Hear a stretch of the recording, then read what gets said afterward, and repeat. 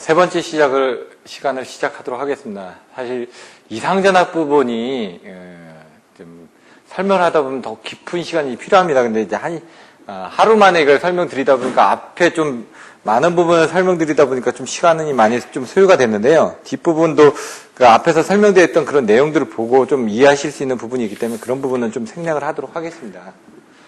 보시면 이제 예제 9-1 같은 경우 그 앞에서 배우셨던 파동 임피던스 Z 오메가는 C분의 L 이 수식을 이용해서 그냥 계산을 하시면 됩니다. 그리고 전파속도 V는 루트 LC분의 1 이 수식을 이용해서 계산을 하시면 됩니다. 그렇기 때문에 어렵지 않기 때문에 생략을 하고요. 예제 9-2번 같은 것도 마찬가지입니다. 반사파, 투가파 같은 건 그냥 공식에 넣어서 그냥 계산하면 되는데 반사파 ER은 뭐예요? Z1 플러스 Z2고 반사가 되니까 감사가 되는데 Z2부터 항상 나온다고 그랬죠, 전압은. 감사가 되니까 이렇게 되고 EI가 된다. 투가하는 거는 2배인데 어떻게 된다?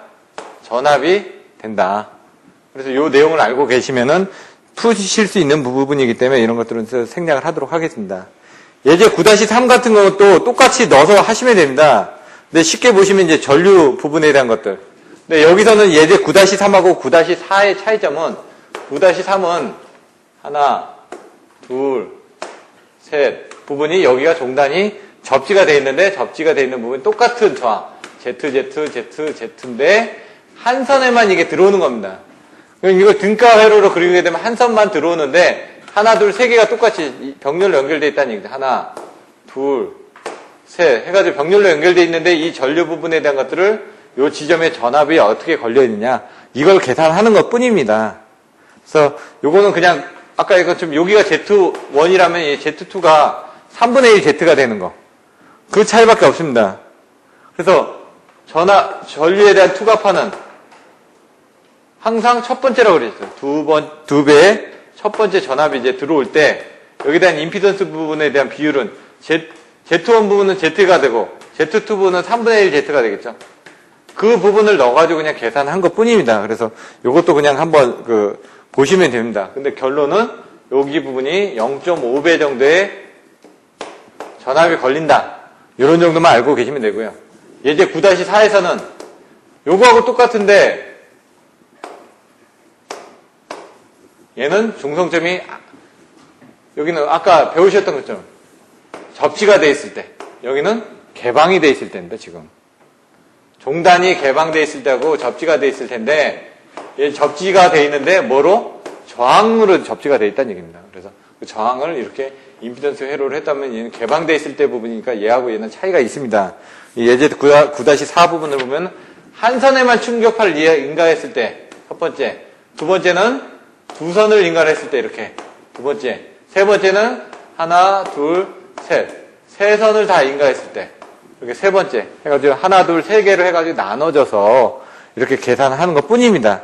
근데 항상 보면은 여기 보시면은 뭘 계산하죠? 충격파를 가했을 때 5점에 나타나는 전압, 요 저점에 나타나는 전압. 그 전압을 이제 계산하다 보니까 이제 투가파에 관련된 전압으로 이제 계산한다는 얘기죠. 투가파니까 2배 전압이 걸리는 거죠. 그러면 이제 Z1 플러스 Z2분의 2배의 Z2인데 이 Z2 부분이 한 선에만 인가했을 때 나가는 부분이 이게 2개가 되지 않습니까?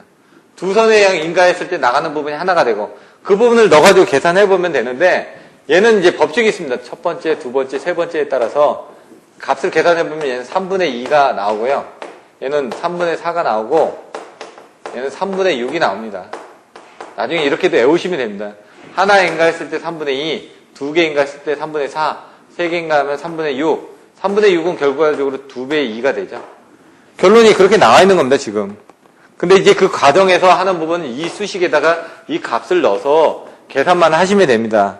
그렇기 때문에 이거는 그냥 한번 해보시면 될 것 같습니다. 왜냐면 여기서 중요한 건 Z2가 무한대이기 때문에 Z2를 항상 Z2를 해가지고 그 부분을 소거를 해주셔야 됩니다. 1이든 2든 이 값이 나올 때까지 이 2배 Z2다. 그러면 Z2가 무한대니까 2배의 Z2 나누기 Z2 하면 2가 되겠죠? Z1 나누기 Z2 얘는 또 Z2 나누기 Z2 해가지고 얘는 1로 만들고 얘는 1로 만들어가지고 이 두 개의 전압이 나오게끔 이런 식으로 이제 풀어서 쓰는 것만 여러분들이 정확하게 알고 계시면 됩니다. 근데 여기서 Z1하고 Z2 값이 한 선에 인가했을 때, 두 선에 인가했을 때, 세 선에 인가했을 때 틀려지니까 그때만 여러분들이 직접 한번 계산을 해보시면 됩니다.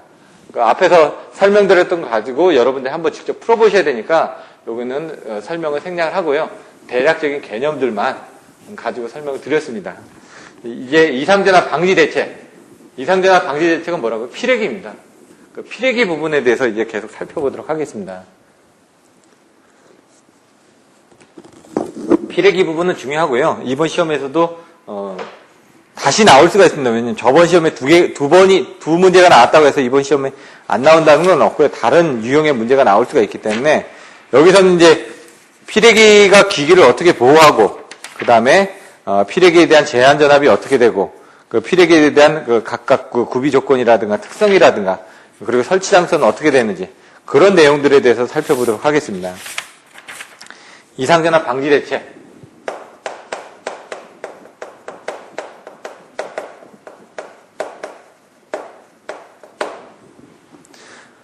책에 보시면 이상전압 방지 대책으로는 기기 보호용으로서 피레기 설치, 가공성전선로의 피레용으로서의 가공지선에 의한 내차폐, 3번 철탑 접지 저항의 저감체. 그래서 나중에 보시면은 절연설계 쪽에서도 가서 보시면은 성전전선로의 이제 절연설계에서 보시면은 그 이상전압에 대한 방지 대책이 저는 이제 피가접으로 였습니다. 피가접. 그럼 여기 나와 있는 것처럼 첫 번째 뭐라고요? 피레기 설치. 두 번째 뭐라고요? 가공지선에 의한 내파치니까 가공지선. 세 번째 접. 철탑 접지죠. 철탑에 대한 접지 저항 저감.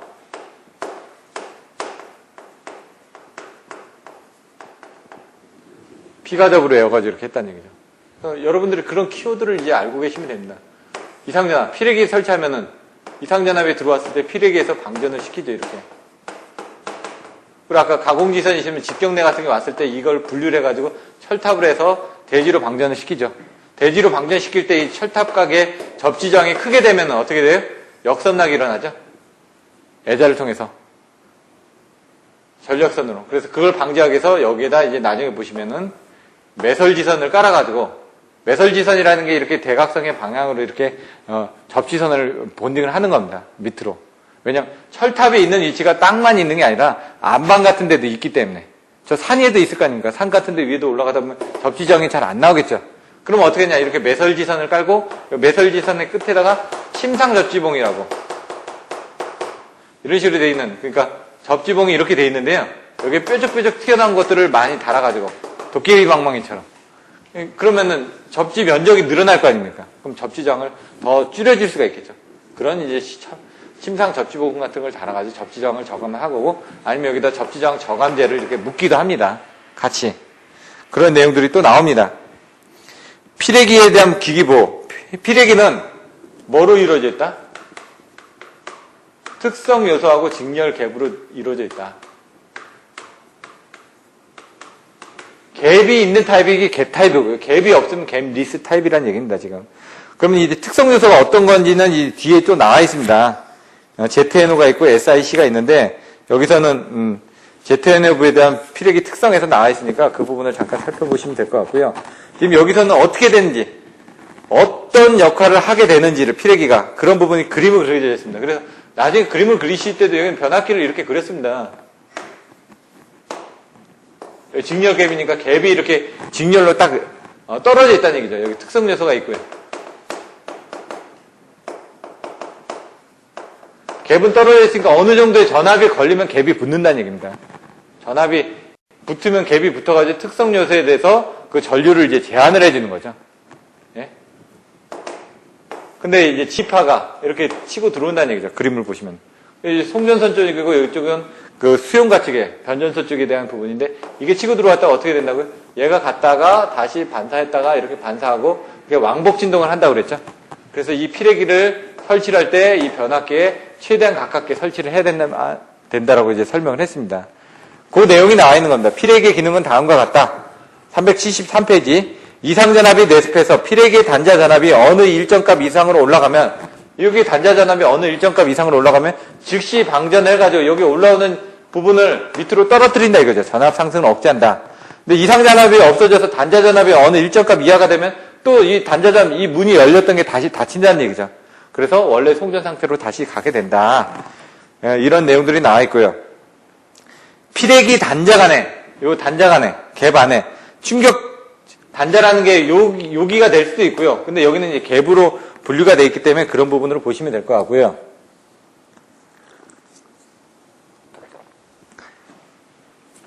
피레기 단자 간에 충격 전압을 인가하였을 경우 방전을 개시하는 전압, 그걸 뭐라고요? 충격 방전 개시 전압. 방전을 하는데 충격이 들어왔을 때 방전을 개시하는 전압. 그래서 진입하향에 대한 것들은 이렇게 큽니다. 이렇게 사실상 이렇게.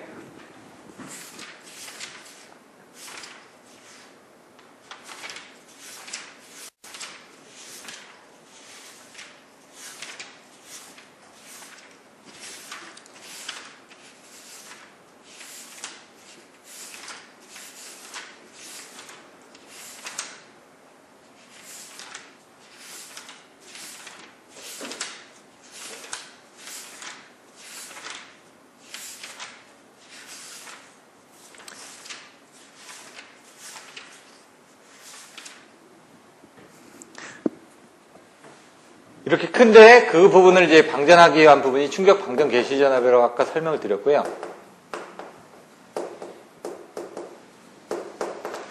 상용주파수의 방전 개시 전압을 여기 또 해놨습니다. 그럼 상용주파는 사실 아까 설명드렸던 것처럼 이런 낮은 전압이라는 얘기입니다. 60Hz.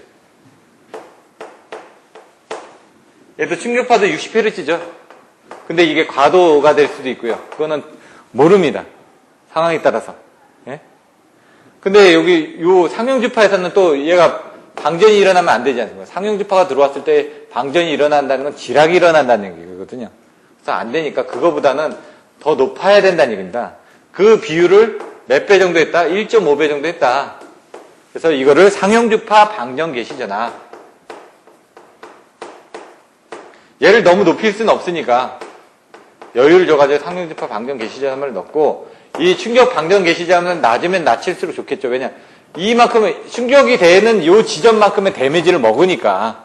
상용주파는 이만큼 흐르고 있는데 우리가 파고치가 이만큼 들어왔는데 요 정도만 넘으면 그때 방전을 하게 되면 요때까지 에너지는 그 기기가 부담을 받을 거 아닙니까? 그래서 얘 부분은 낮춰주면 좋다. 얘 부분은 오동작하지 않게끔 올려주면 좋다. 그럼 얘하고의 그 비율이 충격비다. 그 내용이 밑에 나와 있는 겁니다, 지금. 그래서 아까 처음에 서두에 설명들을 드렸기 때문에 여기는 넘어가도록 하겠습니다. 그때 이제 374페이지 보시면 갭의 방전에 따라 피레기를 통해서 대지로 흐르는 충격 전류를 피레기의 방전 전류라고 얘기를 합니다. 피레기가 방전될 때. 그리고 그 허용 최대한을 피레기의 방전 내량이라고 합니다. 여기에 흐를 수 있는 전류의 양을 2.5카, 5카, 10카로 나눠졌습니다. 이 뒤에 이제 표로 또 나와 있습니다. 그게 보시면 피레기 종류에서 377페이지에 표에 나와 있는데 이게 피레기의 방전 내량이 되는 겁니다. 전류. 그리고 이거를 어떻게 나타낸다? 파고값으로 나타난다. 그리고 방전으로 저하되면서, 방전하면서 여기 충격이 일어나가지고 하면서 이제 방전이 일어날 거 아닙니까? 그러면 어느 정도 이제 전압이 방전이 되겠죠? 요 지점이 뭐다? 제한전압이다. 이렇게 그림을 그려가지고 여러분들이 이해를 하시면 나중에 좀 더 편합니다. 제한전압은 뭐냐? 요때 방전이 될 때 피레기 단장 안에 걸리는 전압. 요게 제한전압이 됩니다. 그럼 제한전압에서 어느 정도 방전이 되고 나면은 다시 상용주파로 돌아오겠죠. 이 갭이 떨어지면서. 그런 내용들이 나와 있습니다. 그래서 피레기 동작 중 계속해서 걸리고 있는 단자전압의 파고값. 그래서 충격 방전 개시전압이 여기서도 그림은 어떻게 되냐면 충격 방전 개시전압이 이렇게 들어왔다가 이런 식으로 나눠지는 이 단자 안에 계속 걸리는 전압이 제한전압이라고 그림을 그려놨습니다. 그리고 이때 방전할 때 그때 전류가 흐르죠. 전류가 흐르다가 이제 점차 없어지는 이 상용주파로 넘어가는 이 부분을 속류라고 이렇게 그림을 그려지게끔 돼 있습니다. 예, 그런 내용들은 나중에 한번 보시면 될 것 같고요. 여기서는 이제 아까처럼 입사파가 있고 어떤 변이점에서 입사파가 있고 투가파가 있고 반사파가 있는데 여기 어떻게 피레기를 달았지 않습니까? 피레길이 달랐으니까 이쪽으로 전류가 더 빠지지 않습니까, 지금? 그 부분을 이제 그림을 그린 겁니다. 그래서 보시면은 방전 전류만큼이 늘어납니다. 방전 전류를 여기서는 IA라고 표시를 했습니다. 그래서 수식을 아까 보면 입사파에 대한 EI 플러스 ER은 ET였다. 그럼 전류는 II 플러스 IR은 IT에서 IT에서 요만큼이 더 추가가 된다 이거죠. 이렇게 IA가 들어간다. 그래서 그걸 가지고 이제 수식을 가지고 아까처럼 넣어서 계산해서 보시면은 아까는 다 똑같습니다. 지금 보시면은 아까 했었으니까 한 번 더 해보시면요. 여기서 보시면은 얘를 이제 계산을 하는 거죠. 똑같이 I를 R분의 V를 해가지고 요걸 수식을 해가지고 여기다 이제 다 집어넣는 겁니다. 그러면 얘 부분은 어떻게 기인한다? Z1분의 기인하고 얘 부분은 Z2분의 기인할 거니까 그걸 이제 전압 EI, ER 여기는 ET 지점으로 해가지고 계산을 해버리는 겁니다. 그럼 보시면은 얘는 어떻게 된다? Z1분의 EI가 됩니다. 왜? II는. 그 다음에 여기 부분은 부반사가 일어나죠. 반대로 하니까 마이너스가 들어가고 Z1분의 ER이 들어갑니다. 아까 똑같죠. 그 다음에 아까 여기서는 Z2분의 ET만 있었습니다. ET만. 근데 여기는 그게 하나가 더 추가됐다는 얘기예요. IA라는 부분이 전류가 추가가 됐다는 얘기입니다. 그래서 그걸 가지고 계산하면은 나중에 이 부분을 넣고 이쪽으로 왔다 갔다 변환을 하게 되면은 ET는 2배의 EI Z1분의 IA만큼 감쇄가 생긴 상태에서 Z1 플러스 Z1, Z2가 되죠, 여기는. Z1, Z2가 되고, 그 다음에 Z1 플러스 Z2가 됩니다. 근데 여기서 지금 이거를 계산하게 되면 얘 부분하고 얘 부분 곱하고 얘 부분하고 얘 부분 곱해가지고 이거를 분류를 해보면은 2배 EI Z1에 곱하기 Z1, Z2, Z1 플러스 Z2니까 얘 부분은 상쇄가 되죠. 그 다음에 마이너스 부분이 여기 나와서 마이너스 IA에 Z1 플러스 Z1 플러스 Z2분의 Z1, Z2가 됩니다. 이 IA는 뒷부분으로 이렇게 넣으면 되겠죠. 이렇게 계산한 다음에 이걸 다시 분리를 하는 거죠. 2배 EI가 있으니까 이걸 계산하면은 2배 Z2분의 Z1 플러스 Z2에 EI가 있으니까 EI가 들어가고요. 요거 IA는 뒤로 넣고 마이너스 Z1, Z2에 Z1 플러스 Z2에 IA가 나오죠. 이렇게. 이걸 다시 합한 겁니다, 그냥. Z2로 놓고. 요걸로 놓고 합하게 되면 2배 Z2에 Z1 플러스 Z2에 이렇게 놓고 EI가 들어가고. 여기는 저기 없으니까 2분의 1이 되겠죠. 마이너스 2분의 1. 여기 1이니까 여기 2가 있으니까 2분의 1이 되고, 요 Z1, Z2가 요 앞에 있으니까 여기는 Z1만 있겠죠. 그래. Z1 플러스 Z2에, 그 다음에 IA. 이렇게 되는 겁니다, 지금. 그래서 그 수식이 지금 여기 책에 나와 있는 겁니다. 지금 375페이지에 있는 부분에 이 수식들이 이렇게 해서 나타나지는 겁니다, 여기서. 요 수식에 해가지고 요 부분이 나왔고, 여기서 나온 결론 부분이 이렇게 나온다는 얘기입니다. 지금, 19-22 보시면 Z1 플러스 Z2분의 2Z2에 EI-2분의 1에, 이 부분은 요 앞에 있네요. 앞에 있으니까 빠져도 되죠. Z1분의. 예? 이렇게 해가지고 IA로 해서 표시했다. 여기하고 여기 똑같이 앞으로 갔으니까 여기는 빠져도 되니까 이렇게 해서 써주시면 되는데, 여기서 보시면은 밑에 감쇄계수, 추가계수 해가지고 RE 부분은 뭐로 나왔기 때문에 이걸 계산하면은 이렇게 계산할 수 있다라고 되어 있는데, 요건 한번 보시면 됩니다.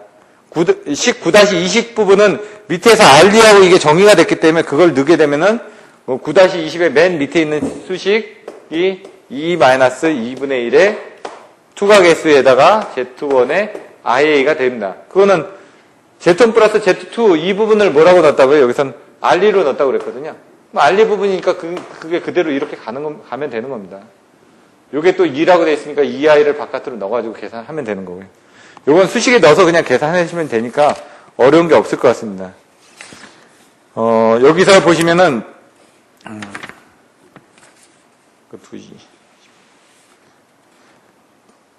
375페이지 중간에 보시면 피레기 접지에도 접지 저항이 있기 때문에 피레기가 방전하면 피레기 자체의 전압도 올라가게 되므로 변압기의 절연 강도는 다음 식을 만족하게끔 되어야 된다. 그래서 변압기의 절연 강도는 피레기의 제한 전압 플러스 접지 저항 전압 강한 만큼 보다 더 커져야 된다는 얘기입니다.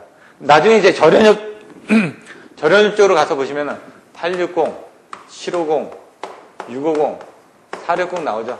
얘는 선, B, T, L 해가지고 얘는 LA, 얘는 TR, 얘는 CB, 이건 선로 애자 이렇게 외웠었는데 그럼 뭐 어떻게 되죠? 변압기의 절연 강도는 650kV죠. 왜냐 750kV인데 일단 저감을 해가지고 마이너스 100을 해가지고 650을 썼다고 그랬습니다. 여기 나와 있는 게 뭐냐 변압기 절연 강도는 피레기의 제한 전압 460kV보다는 여기 플러스 접지정에 대한 전압 강화보다는 커야 된다. 이 내용을 여기서 설명을 하고 있는 겁니다. 그래서 피레기 접지는 일종 접지 저항 정도로 설계하도록 돼 있다. 이런 부분은 알고 계시면 될 것 같고요. 375페이지 밑에 보시면 이제 속류에 관련된 내용이 나와 있습니다. 방전 전류에 이어서 전원으로부터 공급되는 상형 주파수의 전류를 속류라고 한다. 아까 보시면 이런 부분이 됐을 때 이 상형 주파수의 전류 부분이 속류라고 되어 있기 때문에 속류를 빨리 차단하기 위해서 평상시 때는 직렬 갭으로 들어가가지고 여기 갭이 걸려 있으니까 속류라는 건 전류가 안 흐르니까 직렬 갭에서 속류를 차단하고 있다는 얘기입니다. 근데 이게 피레기 열폭주 현상이 이번에 시험에 나왔었는데 여기 양단 간의 전압이 걸리다 보면은 이 갭이 문제가 돼가지고 특성 요소가 열화가 되면서 이쪽이 소선이 되는 그런 부분이 열에 의해서 소선되는 현상을 열폭주 현상이다라고 설명이 되어 있습니다. 그래서 그런 부분을 한번 살펴보시면 될 것 같고요.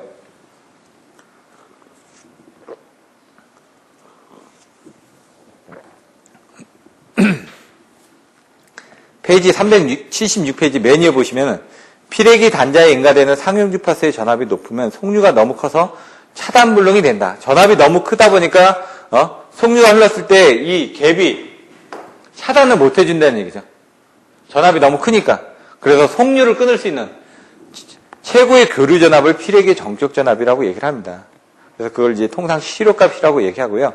피레기 정격 전압을 계산하는 방법들이 4가지 방법이 있습니다. 근데 여기서는 없으니까 자료로서 여러분들 보시면 될 것 같은데 알파, 베타, VM 해가지고 알파 값 뭐고 베타 값 뭐고 이렇게 해가지고 계산하고 아니면 여러 가지 배수를 곱해가지고 계산하는 방법들이 있습니다.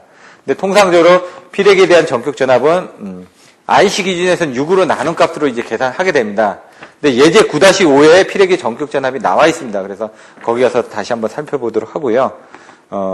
여기서는 피레기 구비 조건에 대해서 살펴보고 그 다음에 피레기 특성 그리고 그 다음에 다른 것들에 대해서 살펴보도록 하겠습니다. 이제 예제 부분들에 대해서는 여러분들이 다 한 번씩 풀어보셔야 됩니다. 근데 피레기 정격 전압 같은 것도 예제로 나와 있는데 거기 보시면 이제 실제로 이제 KS 기준하고 IC 기준하고 이렇게 틀려지는데 여기는 그냥 IC 기준으로만 표기가 되어 있습니다. 근데 이제 IC 기준에서는 피레기에 대한 정격 전압을 6으로 나눈 값으로 쓰게끔 되어 있습니다. 그래서 그런 것들은 3조로 이따가 또 나올 겁니다. 피레기 구비 조건. 사실 이상 전압에 대해서는 그 책에 있는 내용 말고도 더 다른 부분들이 있는데 일단 책에 있는 부분으로 위주로 하다 보니까 좀 더 자세히 설명을 못 드렸습니다. 근데 그런 것들은 이제 메일로 보내드린 자료로서 여러분들 참조를 하시면 될 것 같고요. 피레기 구비 조건이 5가지가 있습니다. 그걸 제가 아까 외울 때 어떻게 외운다고 그랬죠? 충제 상속내로 외웠습니다. 그냥 저는. 여러분들도 그런 키워드화 해야 되는데 이제 이것들을 체감은 약간 틀리게 되어 있습니다. 충이 뭐냐면 충격 방전 개시 전압입니다.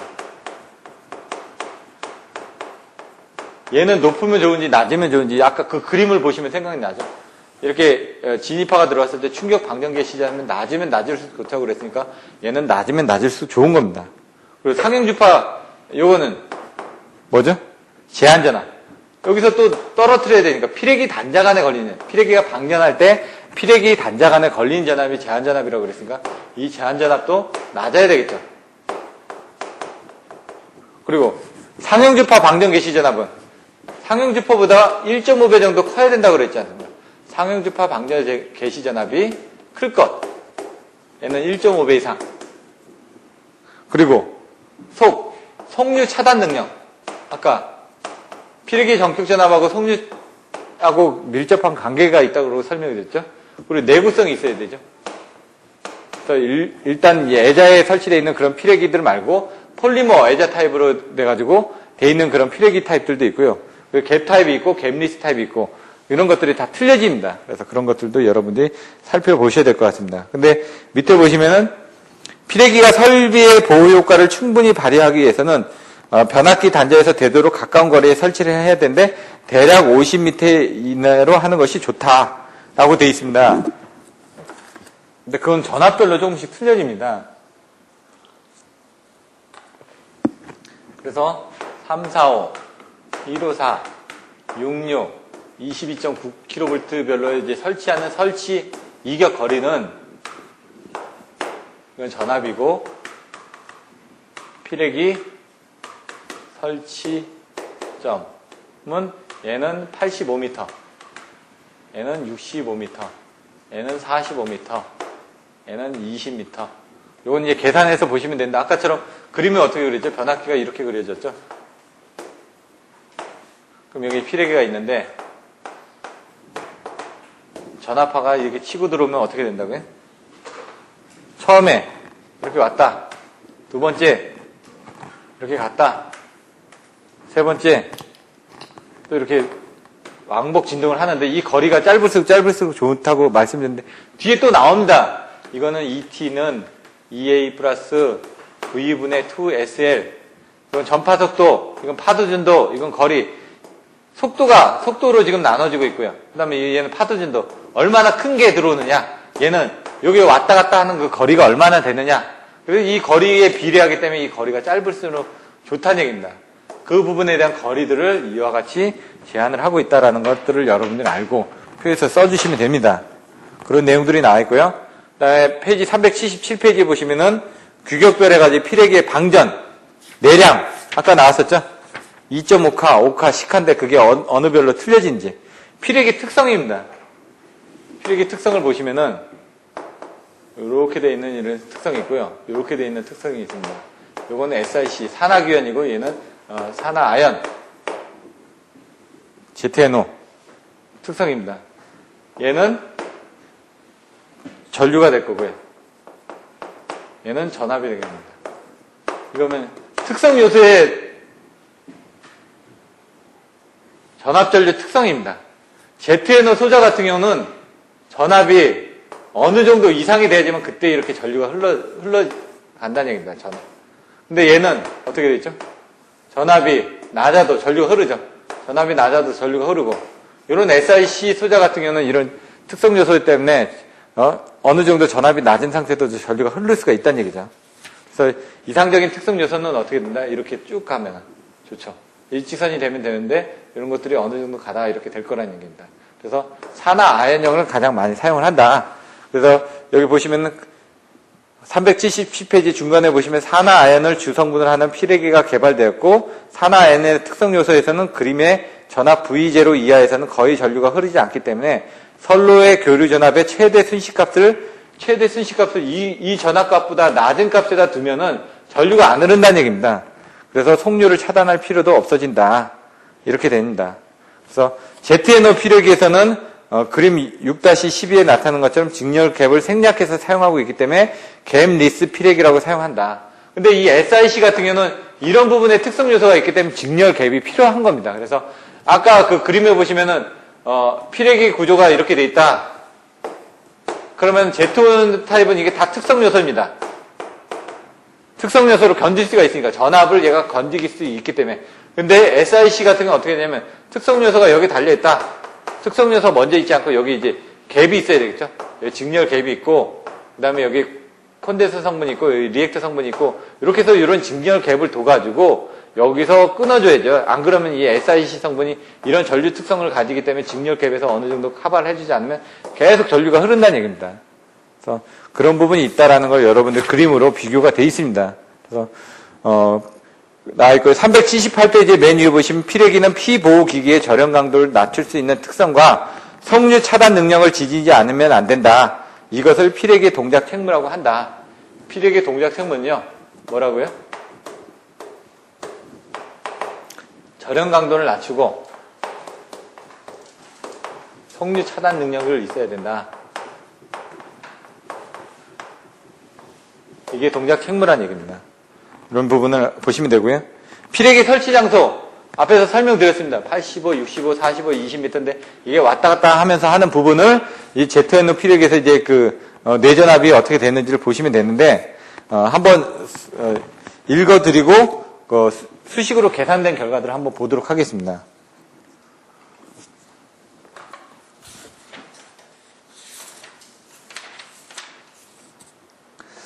여기 보시면 아까 설명을 드렸죠. ET는 EA 플러스 V분의 ES 이 수식을 보시면은 이걸 이제 다시 계산하면은 이거는 EA분의 2배 ST라고 또 써놨습니다.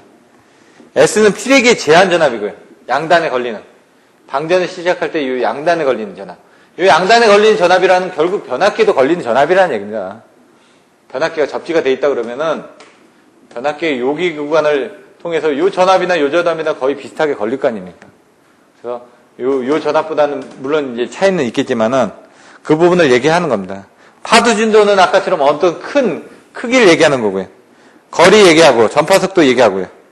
이렇게 해서 보시는데 피레기 설치 장소는 뭐라고요? 가능한 한 설치 장소는 피보호기기에 근접해서 설치하는 것이 바람직하다. 이것은 변조소에 침입한 서지는 제한전압까지 제한되었음에도 불구하고 이것이 변압기 단자에 도달하였을 때는 여기서 정반사를 하고 이와 같이 정반사를 하고 또 다시 피레기에 돌아와서는 부반사를 해가지고 다시 변압기를 향하게 된다. 이와 같이 넷서지 전압은 피레기와 변압기 간의 사이에서 왕복 진동을 되풀이하기 때문에 변압기 단자에 걸린 전압 파고값 ET 요거는 변압기 단자 간에 걸리는 전압이고 이건 피레기의 제한 전압이라는 얘기죠. 그래서 얘하고 얘의 부분을 봤을 때 이게 왕복 진동을 하면서 이쪽에 더 많은 전압이 걸리게 되기 때문에 이 부분을 최대한 거리를 가깝게 설치를 해줘야 된다는 얘기입니다. 그래서 그걸 이용해서 30m 여기서는 30m에 설치했을 때하고 50m에 설치했을 때 과연 얼마나가 되는지 내용이 나와 있습니다. 보시면은 EA가 597입니다. 똑같이 파도 준도 S는 250kV. 그 뒤에 저기는 생략을 하겠습니다. 전파 속도는 150mm/마이크로세컨드입니다. 30m를 했을 때 이 값하고 50m를 했을 때 이 값을 한번 살펴보도록 하겠습니다. 그럼 뭐냐? ET는 뭐라고요? EA 플러스 V분의 ESL에서 EA는 얼마라고요? 597. V는 얼마라고요? 150. 2배 곱하기 S가 얼마라고요? 250. 틀려지는 건 여기. 이게 30이 들어갔느냐, 이게 50이 들어갔느냐에 따라서 이 결과물 값이 틀려지는데 30이 들어갔을 때는 379페이지 메뉴 보시면 얘는 697kV가 나왔습니다. 근데 50m가 됐을 때는 얘는 764kV가 나왔다는 얘기죠. 그래서 이것만 보더라도 피레기 설치 장소는 가능한 피보호기기에 근접해서 설치하는 것이 유효하다는 걸 알 수 있다 해가지고 379페이지 맨 밑에 나와 있습니다. 그래서 이걸 보고 여러분들이 나중에 계산하는 수식들이 나와 있습니다. 실제로 그런 계산하는 예제들이 뒤에도 있기 때문에 여러분들 참조해서 보시면 될 것 같고요. 피레기 전격전압이 나오는데 여기서 보시면은 전격전압을 어떻게 계산하는지 한번 설명드리도록 하겠습니다. 피레기 전격전압은 그 속류 부분하고 연결이 되어 있다고 그랬습니다. 그런 부분도 한번 참조를 해서 보시면 되고요.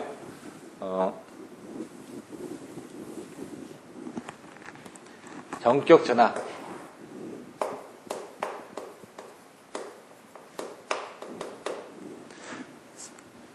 페이지 379페이지 예제 9-5 상용주파 이상전압의 크기는 유효접지기에서 또 일선지락시에서는 1.2에서 1.4배 정도가 된다.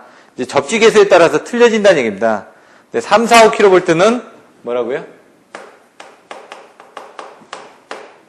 상용주파 이상전압에 대한 배수를 1.2배, 154kV는 1.3배 이런 내용이 나와 있습니다.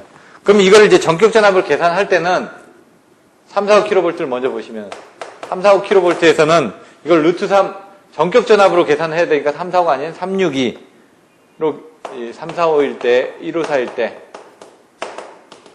362 나누기 루트 3 곱하기 얼마라고요? 여기 1.2배 했으니까 상용집파가 1.2배. 그리고 여기에 대한 앞에서 보셨던 비율대로 해가지고 1.15배를 해줍니다. 그 비율이 뭐냐면은 앞에 표가 나왔었죠? 표 몇 페이지 표냐면은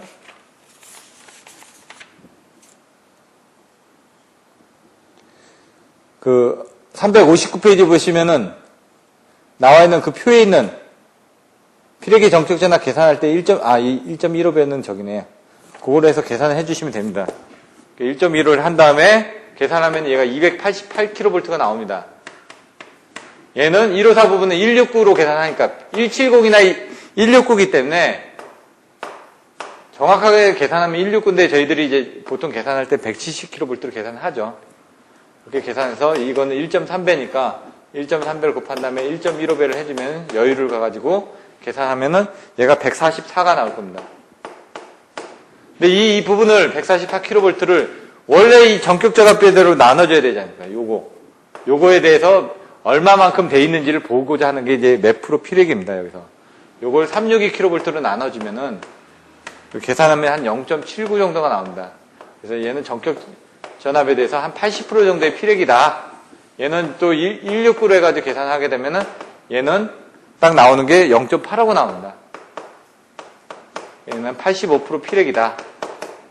22.9kV에 가서 또 계산해서 보시면은 66이네. 죄송합니다. 66에서 계산해서 보시면은 얘는 72kV 나누기 루트 3 곱하기 여기서는 1.73배가 되니까 곱하기 1.15를 하게 되면은 얘가 84kV가 나옵니다. 근데 얘 전격 전압은 얘보다 낮으니까 71로 넣게 되면 얘는 1.15가 나오니까 얘는 115% 피레기가 된다는 얘기죠. 그래서 여기 나와 있는 80% 피레기, 85% 피레기, 115% 피레기는 밑에 이렇게 설명이 되어 있습니다. 그래서 그런 부분을 살펴보시면 되고요. 요거 같은 경우는 IC 기준에서는 144kV입니다. KS 기준에서는 138kV입니다. 우리나라 같은 경우는 138kV를 쓰는 경우도 있죠. 그래서 요거에 대한 전압 전부 다 6으로 나눌 수 있는 그 부분이 있어야 됩니다. 피레기에 대한 부분은. 그래서 그런 내용들은 여기 지금 나와 있지는 않은데 여러분들이 여기 위에 있네요. IC에서는 피레기의 전격 전압이 6으로 나눠지는 값으로 하도록 권장하고 있다라고 되어 있습니다. 그래서 6으로 나눠지는 부분으로 되어 있다라는 부분을 살펴보시면 될 것 같습니다. 예제 9-6하고 9-7은 앞에서 배우셨던 그 피레기에 대한 부분을 가지고 계산하시면 되니까 그냥 똑같이 하시면 될 것 같고요. 가공지선의 내차폐 부분을 한번 살펴보도록 하겠습니다. 이 내용은 뭐냐면 아까 설명드렸던 것처럼 가공지선에서 사용하는 목적이 이상전압을 억제하기 위해서 뇌를 착지하기 위해서 직경뇌를 방전을 시키기 위해서 설치를 했다고 설명드렸지만은 전에 다른 부분에 대해서는 정전유도라든가 이런 쪽에 대한 대책으로도 설명을 드렸었습니다. 근데 여기서는 가공지선의 역할이 어떤 부분이고 섬납과 역섬납과 경관 약선압이 어떻게 되는지 그런 부분에 대해서 또 내용을 살펴보도록 하겠습니다.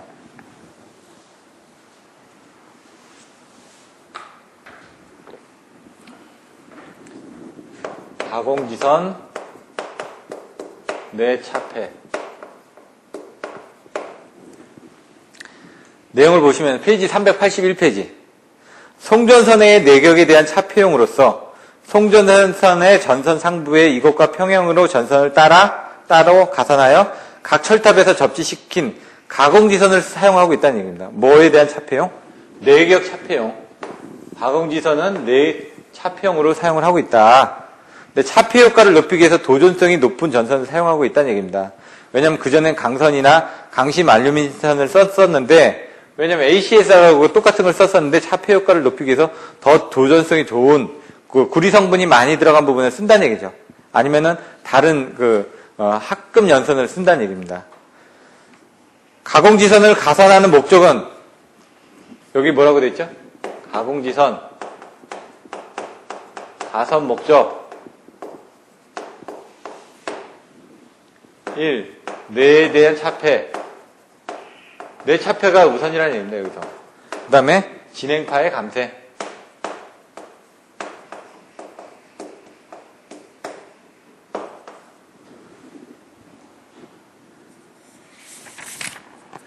그러면 이제 보시겠습니다. 뒷장으로 넘어가서 보시면은 외부 이상 전압에는 뭐가 있다고 그랬죠? 아까 직경내하고 유도례가 있다고 그랬습니다. 여기서는 그거를 차폐하기 위해서 뭘 썼다? 가공지선을 썼다. 그럼 가공지선을 이용했을 때 얼마만큼 차폐가 되는지 그 내용을 이제 설명하고 있는 겁니다. 그래서 여기서는 아까 설명드렸던 것처럼 유도례에서 차폐를 어떻게 하는지, 또 직경내에서 차폐를 어떻게 하는지 이런 데 내용이 나와 있습니다. 그래서 여기 유도례에 대한 부분을 보시면 여기 보효율이라는 게 나와 있고요. 얘는 보호효율이라고 나와 있습니다. 그 부분을 살펴보도록 하겠습니다. 유도례에 대한 차폐 보시면 전선에 근접해서 전위가 0인 가공지선이 있기 때문에 네온으로부터 정전 유도로 전선상에 유기되는 전하의 양은 줄어든다. 이건 뭐라고요? 그림을 그려보면은 이렇게 네온이 있습니다. 그럼 여기 지금 가공지선이 이렇게 있고요. 네? 그 다음에 여기 전선이 이렇게 있을 겁니다. 그러면은 얘가 차폐 여기에서 플러스 마이너스 되면 여기 이렇게 플러스에 전원이 있기 때문에 이쪽 전선에는 정전 유도가 되지 않을 거라는 얘기입니다. 그 전에 이제 보셨던 것처럼 M 해가지고 그 전에 설명을 했었죠. 그처럼 이거 가까이 했을 때는 이쪽에 더 많은 부분이 들어가기 때문에 문제가 되지 않을 거라는 얘기입니다. 그래서 가공지선이 있을 경우 가공지선의 보효율이 있는데 여기 보시면은 보효율이 어떻게 나왔냐면 3상 1회선 같은 경우 0.5라고 되어 있습니다. 근데 2가닥인 경우 0.3에서 0.4 그리고 이 내용이 뭐냐? 가공지선을 설치함으로써 전선산의 구속전원 여기 이렇게 돼 있는 이 전하를 얼마만큼을 줄여줄 수 있느냐? 한 가닥일 때는 여기 한 가닥 있을 때는 50% 정도로 줄어드는데 여기 만약 두 가닥 있다. 그럼 이쪽으로도 전하가 유기되고 이쪽으로도 전하가 유기되니까 여기 30% 여기 30% 이렇게 유기가 되겠죠.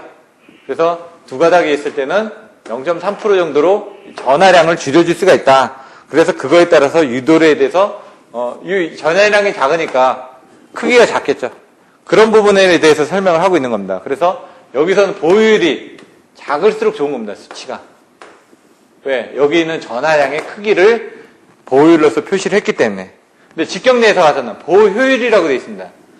그래서 밑에 보시면은 가공지선을 설치하는 주 목적은 송전선을 뇌의 직격으로부터 보호하는 데 있는 겁니다. 가공지선은 이런 식으로 직격을 보호하는 데 있는 건데 피리친 같은 경우는 규격이 있습니다. 보호각이. 건물 같은 경우는 이렇게 있다는 얘기죠. 피리침이 이렇게 했을 때 여기에 대한 가격이 AW 이론에 의해 가지고 요 각도가 여기 나와 있는 것처럼 일반 건축물은 한 60도, 위험물은 45도 이런 식으로 되어 있는데 이 철탑에 대해서는 가공지선에 대해서는 이런 차폐각에 대한 그 규정이 없다는 얘기입니다. 그래서 여기 보시면은 칠 수 있는 부분이 60도, 45도로 일반 건축물이라든가 위험 건조물에 대해서는 차폐각이 보호각 또는 차폐각이 규정이 되어 있지만 가공지선에서는 이런 규정이 없다는 얘기입니다. 그래서 이 보호각을 될 수 있는 대로 작게 하는 것이 바람직하지만 이런 것들이 작게 하려면은 이 가공지선을 더 올려줘야 될 거 아닙니까? 올려줘야 되니까 철탑의 높이가 비싸지고 그러면은 가격 상승이 일어나니까 그 부분을 어느 정도로 하면 좋을지 정의가 되어 있습니다. 그게 보시면 이제 그림이 나와 있습니다. 어디? 페이지 383페이지에 보시면은 이렇게 되어 있죠? 철탑이 이렇게 되어 있고 가공지선이 이렇게 되어 있는데 여기 상선하고 이렇게 되는 요 각도, 요거를 이제 보호각 또는 차폐각이라고 되어 있는데 이 세타 부분을 얼마로 하는 게 좋을지를 나와 있습니다. 책에는 지금 보시면은 한 가닥의 경우, 뭐 이해선 가공에 대해서 한 가닥의 경우는 보호각을 35도에서 40도, 그걸 35도에서 40도로 두게끔 되어 있습니다. 근데 이게 전압에 따라서 틀려집니다. 765 같은 경우 어떻게 되어 있냐? 마이너스 8도, 345kV 같은 경우는 0도, 154kV 같은 경우는 이해선일 때 5도 정도. 1회선일 때 30도 정도를 보시면 됩니다. 그래서 이런 것들은 여러분들 알아두셨다가 나중에 보호각에 대해서 차폐각에 대해서 쓰시오 했을 때는 마이너스 8도라는 건 어떻게 되죠? 이게 0도인데 마이너스 8도라는 건 가공지선이 더 앞으로 튀어나와야 된다는 얘기죠. 이렇게 여기 대해서 각도가 마이너스 8도가 돼야 되니까. 근데 3, 4, 5 같은 건 똑같은 높이의 가공지선이 있으면 된다는 얘기고요. 1, 5, 4 같은 건 가공지선이 이렇게 1회선만 있을 때는 요 각이 이렇게 되는 요 각이 30도 정도 된다는 얘기고 2회선일 때는 요 각이 한 5도 정도로 줄어들 이렇게 두 가닥을 설치하니까 그런 부분이 있다는 얘기입니다. 그런 내용을 보시면 되고요. 가공지선을 두 가닥으로 하면 더 차폐 효과가 좋아진다는 것은 더 말할 것도 없다. 왜? 5도로 되니까 더 차폐 효과가 더 좋아지겠죠? 가공지선의 차폐 효과를 나타내기 위해서 가공지선의 보호 효율이라는 용어를 쓰는데 여기서 보호 효율 여기서는 90이라고 되어 있습니다. 이 90이 의미하는 게 뭐냐? 뇌 직격 100회 중 10회는 전선에 직격되지만 나머지 90회는 전부 다 지선에 그러니까 전선에 안 맞고 이게 직격뇌가 90%는 가공지선에 맞는다는 얘기입니다. 그래서 가공지선에 직격되도록 해서 선로의 피해를 막아준다. 그럼 얘는 낮을수록 좋고 아까 설명드렸던 보호율은 높을수록 좋다. 이런 부분의 정의를 여러분들이 정확하게 알고 계셔야지만 됩니다. 그리고 가공지선을 아까 앞에서 설명드렸던 것처럼 일반 강연선이나 강심, 알루미늄선을 안 쓰고 차폐 효과를 더 줄이기 위해서 여러 가지 특성들을 가지고 있는 부분을 쓴다라고 나와 있습니다. 근데 여기서는 거기에 이제 통신까지 할 수 있는 통신 광섬유 케이블을 집어넣은 OPGW가 나와 있습니다. OPGW. 요 철탑에다가 집어넣는 가공지선 안에 이렇게 케이블을, 통신용 케이블을 집어넣었다라고 되어 있습니다. 요거는 그림을 참조를 하시면 되고요. 보시면은 383페이지 보시면 최근에는 바깥쪽에 알루미늄 피복, 요거는 알루미늄의 피복 강연선을 필에 도체를 하고 안쪽에 알루미늄 간이 있습니다. 이렇게. 간에는 광섬유 케이블을 지금 보면 6가닥짜리가 지금 3개가 들어가 있네요. 6가닥짜리가 이렇게 3개가 지금 들어가 있다고 되어 있습니다. 그래서 이런 부분 참조를 보시면 될 거예요. 그 다음에 섬낙,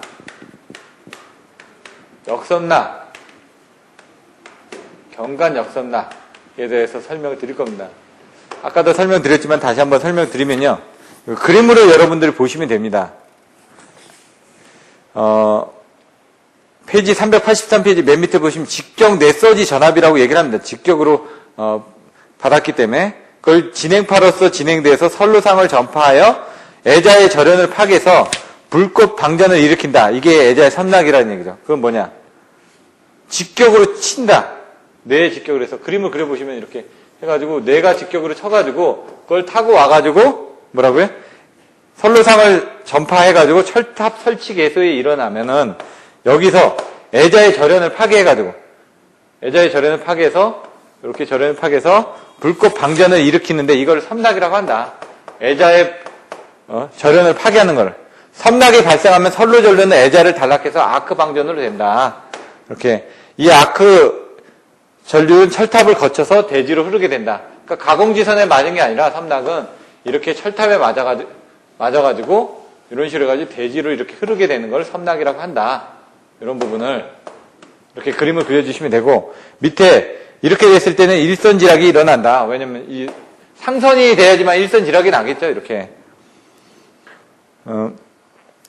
이외에 또 철탑의 정상부 또는 가공지선에 직격내가 있었을 때 이렇게 가공지선에 직격내가 있었을 때 내전류는 철탑을 통해서 대지로 빠져나가는 것 외에 가공지선에서도 일부는 진행파로 돼가지고 어떻게 분류를 하게 됩니다. 이렇게 이쪽으로 다 빠져나가는 게 아니라 이렇게 분류를 한다는 얘기죠. 그 분류를 할 때 전압 강화가 충분하게 일어나지 않으면은 여기에서 다시 이쪽으로 돌아가는 이 부분이 역섬낙이라는 얘기입니다.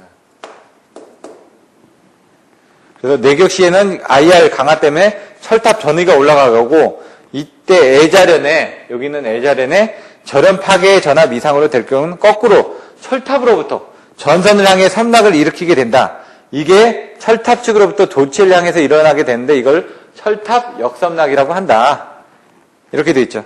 그래서 섬낙은 여기처럼 선로에 떨어져 가지고 애자를 통해서 대지로 방전하는 일선지락과 같은 이런 부분을 섬나기라고 하고, 가공지선에 쳐가지고 대지로 방전되지 않고 전압 강화에 의해서 전위가 높아지다 보니까 상선으로 전력선으로 이렇게 거꾸로 타고 들어가는 걸 역섬나기라고 한다. 그럼 경관 역섬나기는 가공지선에 친 게 중간점에서 섬낙을 일으키는 거. 경간에 일으키는 섬낙을 경관 역섬낙이라고 합니다. 그건 거리가 가까워지거나 그러면 되겠죠. 이도가 나빠지거나 이도가 길어져 커서 이렇게 축 처졌을 때는 이런 부분이 생깁니다. 그래서 옛날에 애자에서 섬낙이 일어나는 것들 제가 한번 보여드렸습니다. 경관에 눈이 이렇게 쌓여가지고 동영상을 한번 보여드렸는데 그런 부분 보시면 될 것 같고요. 그래서 이걸 방지하기 위해서 뭘 쓰냐면 여기다 교락편이라는 걸 씁니다. 그러면은 거리를 멀게끔 하기 위해서 애자로 이렇게 해가지고 여기다 이렇게 빨래 집게 같은 걸 이렇게 달아놨습니다. 이렇게.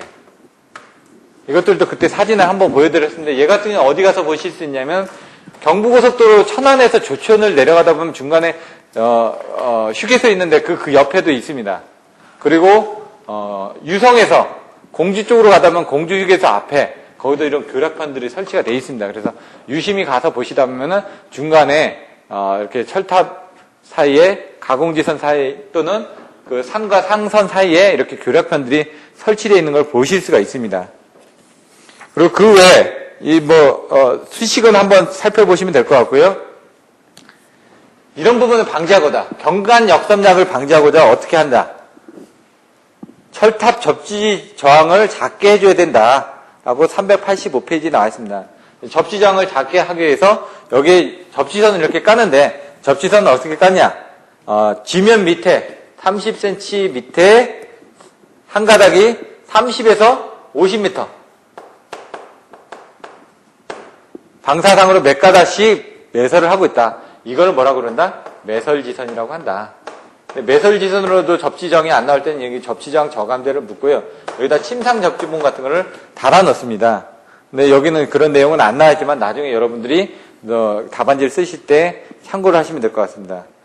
경관 역섬낙은 뭐라고요? 맨 마지막에 보시면 가공지선의 경관의 중앙부에서 내격이 일어나고 그 내격전과 전선과의 전이차가 가공지선과 전선 간의 충격 섬낙, 여기 전압급보다 높을 경우 그때는 전선에 섬낙이 일어난다. 그게 경관 역섬낙이다. 그걸 방지하기 위해서 교락편을 설치한다. 경관 역섬낙 방지는 교락편 설치고요. 그 다음에 역섬낙 방지는 매설지선을 설치한다. 그 다음에 섬낙에 대해서는 뭐라고요? 방지할 수 있는 방법이 없다고 되어 있었죠. 왜? 그래서 피레기를 설치한다고 맨 앞에 나왔었습니다. 왜냐하면 직경내에서 섬낙을 방지할 수 있는 그런 부분은 없다. 그래서 피레기를 설치한다고 했기 때문에 섬낙에 대한 대책은 없는 겁니다. 대신 역섬낙에 대한 대책은 매설지선이 있는 거고 경관 역섬낙에 대한 대책은 교락편이 될 수가 있다는 얘기입니다. 이렇게 해서 잠깐 쉬었다가 절연육조 부분을 마지막으로 진행을 하도록 하겠습니다.